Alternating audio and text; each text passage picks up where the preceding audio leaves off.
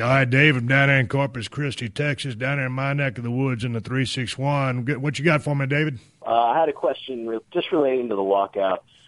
You've been there. Hindsight's 2020. You've talked about all the things. It's the one regret you had in your illustrious career. It was not walking out. First of all, what advice do you have for CM Punk at this point? And if you're CM Punk, what do you do? Well, my advice for CM Punk would be to, hey, man, always let a cooler head prevail. And that advice was given to me back in the day in World Championship Wrestling by Leon White, working as Big Van Vader. I was having some contract issues. I was hotter than hell, and he just kind of settled me down. Now, I didn't follow that bit of advice later on in my career. I made many knee-jerk reactions. But, nonetheless, I think CM Punk – obviously frustrated with the storylines, obviously frustrated with what's going on there, not just with what, the situation he's in, but overall as far as the big picture. And, he kind of took his ball and went home. So I would say, hey, man, you take everything you do in life, it becomes very personal, whether it's your job, CM Punk's job, or anybody's job. And finally you get so fed up, you just take your ass home. So at the end of the day, man, when you've got a lot of miles left, on your career, I think you just relax, let everything settle down, have a talk with the old man, being Vince, get on the same page, and get your ass back to work. There's only a small window of time in a pro wrestler's life, and I think, you got to be productive and make that money while you can, and things aren't always going to go your way. Going back to when I walked out, I'd been running hard, and I was always the first guy in the building and the last guy to leave, and I was having a blast.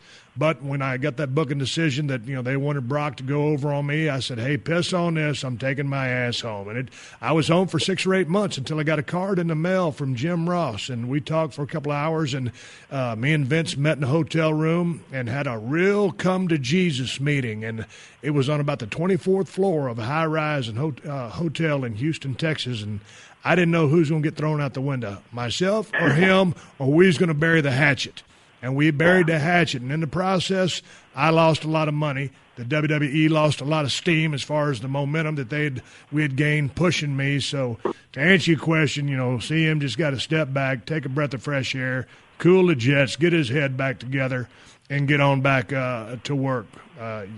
Again, you breach your contract. They kind of had me. I couldn't do anything other than ride my contract out, and I didn't get any checks being sent to my mailbox during this whole time. So I lost a shit pile of money. CM Punk probably is too. And sometimes things don't go your way at the job or in life, but you got to deal with them. So I say, have a meeting with Vince, and get back on track and get back in the storyline and go to WrestleMania 30. Fulfill your contractual obligations, and then if you're then unhappy, move on down the road and do something else. What do you think you should do? Personally, I think the guy, clearly there's similarities and differences between both y'all's walkouts. I don't know if the guy's necessarily interested in money at this point. I don't know if he's interested in wrestling. I've seen him do plenty of interviews and talk shows where he looked miserable about the product or maybe what he was doing personally. So if I were him, I would do whatever makes him happy, whether he thinks he could make it an MMA, comedy, stand-up comedy, do whatever is happy for him, I guess. Now, is he a stand-up comic? I don't know. It makes me laugh. You make me laugh.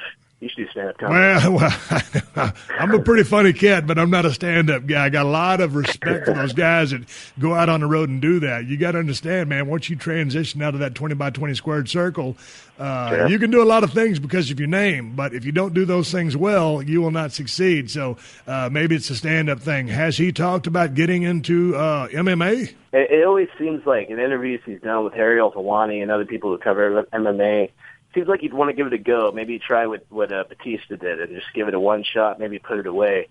Maybe he uses that notoriety, get him on UFC, and watch him get his ass kicked. Either way, it's people. Man, I tell you what, a work environment is a whole different ballgame from a shoot environment. Sure. And I think, when Batista kind of forayed into that, he did it more or less as a hobby.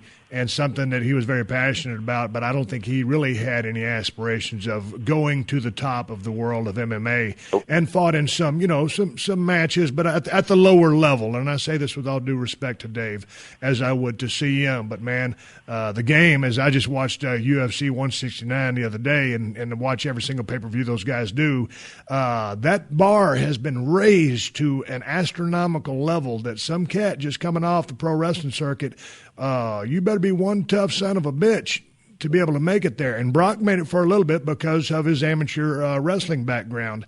And he had the success that he did, fighting diverticulitis. So it's the rare breed that can cross over, and especially at the advanced stage for an entrance into a sport that CM Punk currently is. He's probably, 34, 35. That's old to start an MMA career. Yeah, and he's already pretty beat up as far as, all the years he's played. Absolutely. Hey, dude, I mean, when you're out there on the road, 300 days a year, taking the bumps he's taking, that big elbow off the top, all those suplexes, all that stuff compounds daily, just like interest. It catches up to you. So it's not like he's a spring chicken. With that being said, he's got a lot of miles left in the tank, whether it's pro wrestling, and I hope he goes back to that. I know that he's very passionate about the business, and because he's so passionate about the business, sometimes that makes you so damn hard-headed and stubborn that you're, so far in the forest that you can't see the trees. And, maybe enough time away, we'll give him a time to clear his head or whatever, because I haven't talked to Punk and I don't know exactly what's going on. But seemingly it's burnout. I know for me, I thought that I was being fucked with. I thought that they were trying to take me down a notch. And I just got fed up. Being a number one guy, when you get in a position that you can draw money and they want you to lose, and you're trying to protect your job, your spots, your ass, everything, sometimes you lose sight of the big picture. I handled my situation in the worst way possible by getting on an airplane and going back to San Antonio and sitting on my ass for 8 months. So anyway, we'll see what happens with Punk. We got a couple of months build up before we get to WrestleMania 30. I'm on the optimistic side. I think CM Punk will be there. I may be wrong. I'm giving you the straight-up truth because that's what I know. I appreciate you calling in, bro. Thank you, sir. Thanks for all the cans of audio whoop ass. Oh, hell yeah. Catch your ass down the road. Thanks, boss.